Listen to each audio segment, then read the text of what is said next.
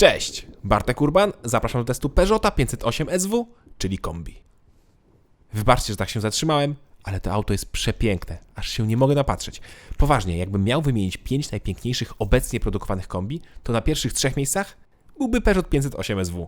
Nie no, żartuję, bo jeszcze pomyślicie, że mi PSA zapłaciło. Ale poważnie, 508 SV jest jednym z najpiękniejszych kombi na rynku. W przypadku testowanego egzemplarza robotę zrobiła konfiguracja, bowiem czerwony lakier genialnie kontrastuje z czerwonymi akcentami, zwłaszcza na tylnej klapie.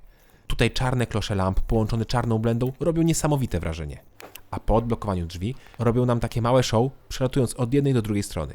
Wow. Zresztą światła z przodu też robią robotę i ten nachodzący kieł lwa w zderzaku jest równie genialny. Szkoda, że nie występuje on w każdej wersji wyposażenia. W standardzie mamy zaślepkę. Wtedy już wygląda trochę biednie. Warto też zwrócić uwagę na rury wydechowe, które tutaj mamy po 2 stronach symetrycznie. Wygląda to rasowo. Jednak taki układ rur mamy tylko w benzynowych odmianach. Pozostałe jednostki, czyli diesle, mają 2 rury po jednej stronie. Więc to też jest tak naprawdę jedyny akcent z zewnątrz, po czym można odróżnić benzynę od diesla. Ale do silników jeszcze wrócę. Skupmy się na kolejnym genialnym akcencie wizualnym, jakim są drzwi bez ramek. Nie wiem jak wy, ale ja uwielbiam takie rozwiązanie. Ja wiem, że one mają pewne wady, ale o tym będzie później.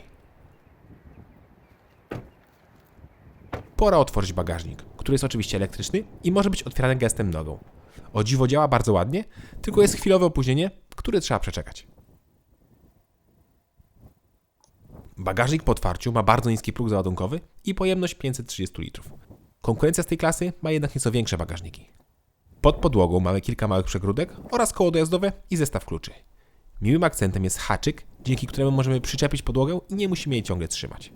Z poziomu bagażnika można też położyć tylną kanapę i otrzymać niemal płaską podłogę. Pojemność zwiększa się wtedy do 1780 litrów. Z boku znalazły się też haczyki na zakupy, gniazdo pod zapalniczkę, gumy mocujące oraz szyny do montażu towaru.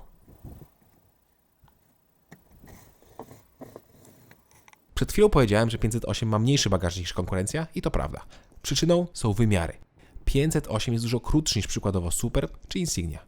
500 SV mierzy 4778 mm, podczas gdy Superb Kombi 4856 mm, a Insignia 4986 mm. To są znacznie większe auta. I to w sumie też czuć w środku. Chociaż ja bez problemu się mieszczę, a mam 186 cm wzrostu. Nad głową mam kilka centymetrów wolnej przestrzeni, a warto przypomnieć, że w sedanie się nie mieściłem. Z tyłu pasażerowie mają podłokietnik z 2 miejscami na napoje, przejście do bagażnika, a także oddzielne nawiewy i 2 złącza USB.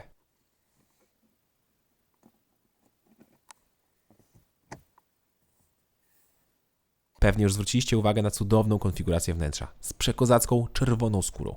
Poważnie, czerwone auto z czerwoną skórą w środku robi mega wrażenie.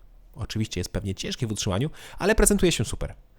Chociaż w sumie ten testowany egzemplarz miał już ponad 16 000 km przebiegu, co na testówkę jest dużym wynikiem, ale wciąż w środku wygląda jak nowy. Z przodu mamy w opcji w pełni elektryczny fotel z pamięcią, podgrzewaniem i funkcją masażu. I jest naprawdę wygodny. To, co jednak robi jeszcze większe wrażenie niż wygląd zewnętrzny czy czerwona konfiguracja, to wygląd deski rozdzielczej. Jest mocno kosmiczna, ale podoba mi się to. Wszystko tutaj jest spójne i tworzy świetny efekt. W ogóle układ jest inny niż w każdej innej marce, gdzie zegary mamy nad kierownicą, a nie widzimy ją przez wieniec kierownicy. Dodatkowo kierownica jest maluteńka, dla niektórych aż nawet może się wydawać za mała. Zresztą pozycja też wymaga przyzwyczajenia, bo kierownica jest nieco niżej niż w innych markach. Ale jak się przyzwyczaicie, to będziecie bardzo zadowoleni.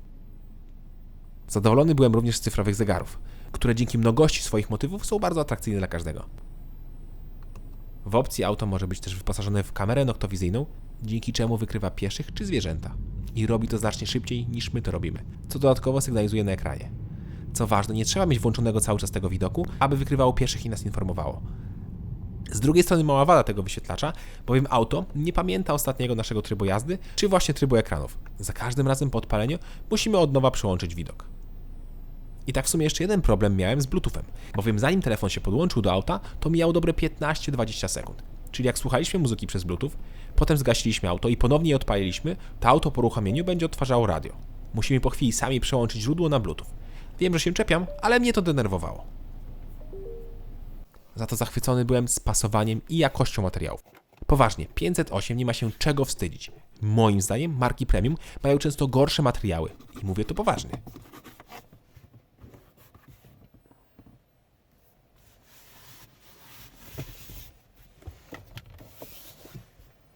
Jeśli chodzi o schowki, to mamy jeden super niewygodny schowek pod tunelem środkowym, gdzie dostęp jest bardzo trudny i bardzo łatwo zapomnieć telefon.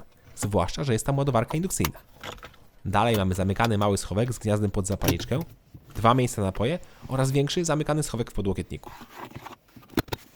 W boczkach zmieścimy litrową wodę, a przed pasażerem standardowo jest największy zamykany schowek w kabinie. A czekajcie, jeszcze muszę ponarzekać. Kamera cofania. Jakość jest beznadziejna, a co gorsza, przednia potrafiła mi czasami świrować i się wyłączyć.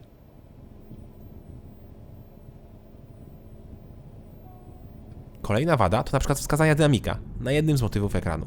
Otóż one mi nie działały, a powinny wskazywać na przykład ile procent mocy używam w danym momencie i tak dalej. Niestety wciąż było to 0%. Dobra, ale pora na silnik. Pod maską 508 SW może pracować jeden z 2 diesli lub jedna benzyna. Testowałem już 508 w dieslu i tam stwierdziłem, że benzyna lepiej do tego auta pasuje. Dlatego też w testowanym egzemplarzu jest wariant benzynowy. Oczywiście najmocniejszy, bo do wyboru są 2 warianty mocy, 180 lub 225 koni. W ogóle to w odmianie GT, czyli takiej jaką testuję, są tylko najmocniejsze silniki, więc słabszej benzyny i tak nie da się wybrać.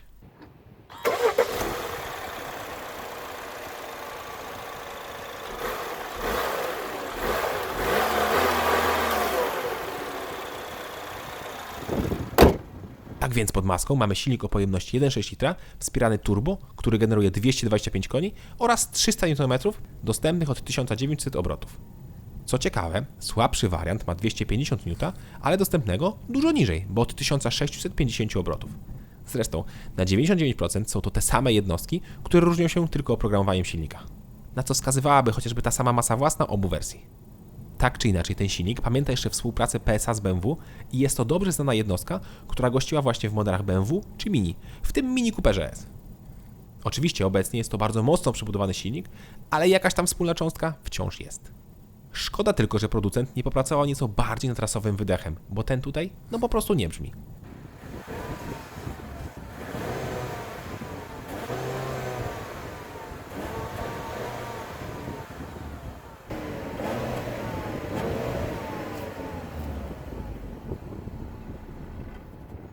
Ja wiem, że to nie jest auto sportowe, ale skoro w nazwie jest GT, to spokojnie mógłby brzmieć nieco bardziej rasowo.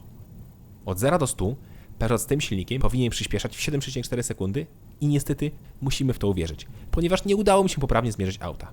Codziennie przez okres całego testu było non-stop mokro i nie dało się tak mocnej ośki zmierzyć bez utraty przyczepności. Wyglądało to zazwyczaj tak.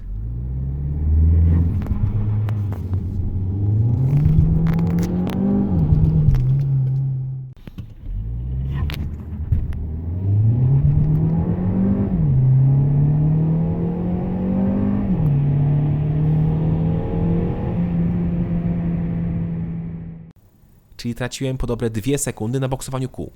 Niestety, to jest wada wszystkich mocnych aut z napędem na jedną oś, a każde 508 ma napęd na przód. Ale jak już się wgryzie w asfalt, to naprawdę nieźle przyspiesza.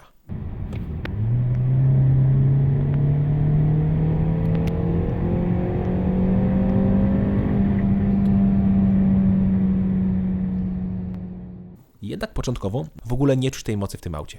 Owszem, 508 ładnie przyspiesza, tak liniowo rozwija moc, ale nie czuć kopnięcia. Wszystko jest jakby takie nieco spowolnione, ale do czasu. Auto budzi się wraz z włączeniem trybu Sport. Wtedy możemy w pełni poczuć moc 225 koni. I uwierzcie mi, auto ma wtedy zupełnie inną charakterystykę. Wreszcie chce jechać i to z każdej prędkości, a do tego skrzynia wbijając biegi tak lekko rasowo szarpie. Zresztą skrzynia biegów nie jest najlepsza, bowiem zdarza się jej szarpać przy spokojnej jeździe, a także zbyt długo przyciągać biegi i to również podczas takiej zwykłej, spokojnej jazdy. Zresztą podobną przypadłość opisałem podczas testowania diesla.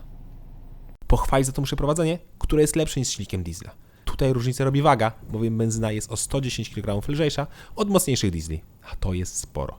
Na zakrętach auto się dużo lepiej układa i sprawia nieco więcej frajdy, chociaż trzeba uważać, bo auto jest podsterowne. Zawieszenie jest świetnie zestrojone. Nieco sztywno, ale nie twardo. Dobra robota. Jeśli chodzi o spalanie, to w mieście auto paliło mi 10 litrów przy takiej zwykłej, normalnej jeździe. Włączenie trybu Sport i agresywniejsza jazda to od razu 2 litry więcej. Ale mówię, 10 litrów to taka średnia przy zwykłej jeździe.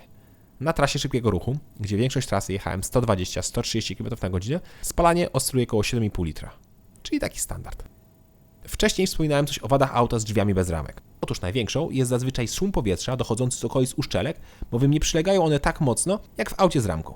Ale jak pokazuje Peugeot 508, da się zrobić auto z drzwiami bez ramek i ze świetnym wyciszeniem.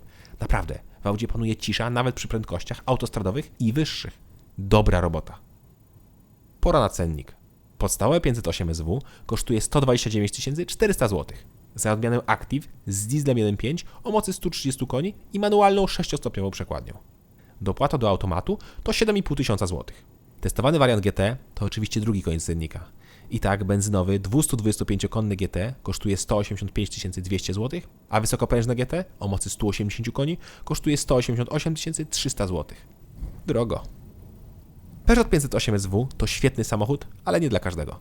To najmniejsze auto z segmentu, a w związku z tym ma też najmniej miejsca w kabinie. Jest też za to najpiękniejsze z klasy i najlepiej wykonane. Wnętrze jest bardzo mocno futurystyczne i też nie każdy się w nim odnajdzie. Mimo wszystko, dla mnie świetny samochód i wielkie brawa dla Peugeota za to, że ma jaja i zrobił tak inne niż wszystko auto. Brawo!